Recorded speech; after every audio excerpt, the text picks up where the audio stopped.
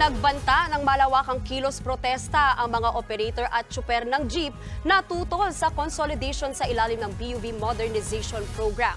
Pero giit ni Pangulong Bongbong Marcos, huling chance na nila dahil hindi na palalawigin ang deadline sa April 30. Nasa frontline ng balitang yan si Gerard de la Peña. Siguro yung mga traditional jeep niyan, ihaharang namin sa kalye para nasagot makita ng gobyerno. Lahat ng mga hindi na-consolidate, gagawin ho namin yan. Iharang namin sa kabaan ng EDSA yan. Yan ang banta ng ilang mga jeepney driver at operator na tutol sa pag-consolidate o pagsali sa anumang kooperatiba o korporasyon sa ilalim ng PUV Modernization Program ng gobyerno.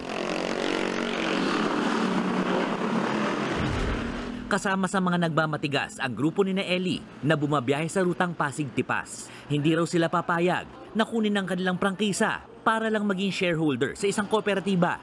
Hindi nila talagang pinag-aralan, hindi nila tinanaw ang programa na to hanggang doon sa laylayan. Sa isang traffic town hall meeting kahapon, mismong si Pangulong Bongbong Marcos na nagsabi na hindi na palalawigin ng April 30 na deadline para sa consolidation. Kaya sa Mayo, ituturing ng kolorum ang mga jeep at UV Express na hindi parte ng kooperatiba. Kailangan na natin ayusin.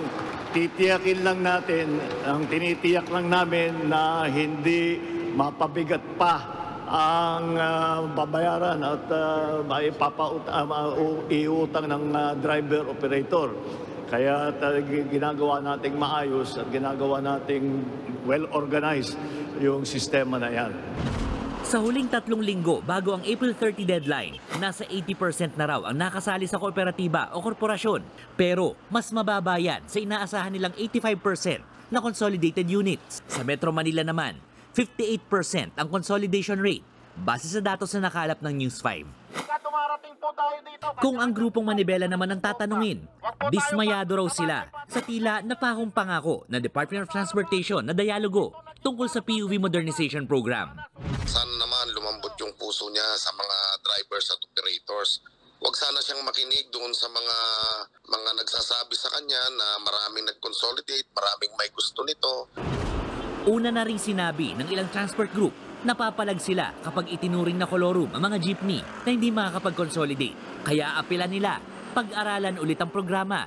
Sana mag-organize sila, at matagal na namin itong sinasabi, ng totoong round table sana, na para pag-usapan, represent ng multi-sectoral nito, mga civil society organizations, mga miyembro ng industriya, ordinary commuters, para maunawaan mismo talaga ng gobyerno kung ano yung pangangailangan. Sa kabila ng mga tumututol, pabor naman ng grupong Pasang Masda na huwag nang palawigin ang April 30 deadline sa consolidation. Pero may hiling sila kay Pangulong Marcos.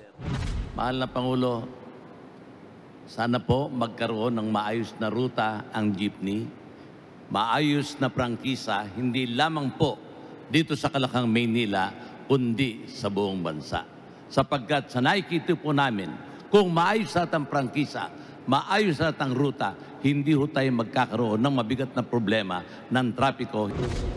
Nagbabalita mula sa Frontline, Gerard de la Peña, News 5. Mga kapatid, Maui David po. Simula ng inyong araw na may alam at may pakialam sa mga may init at umaaksyong balita sa bansa.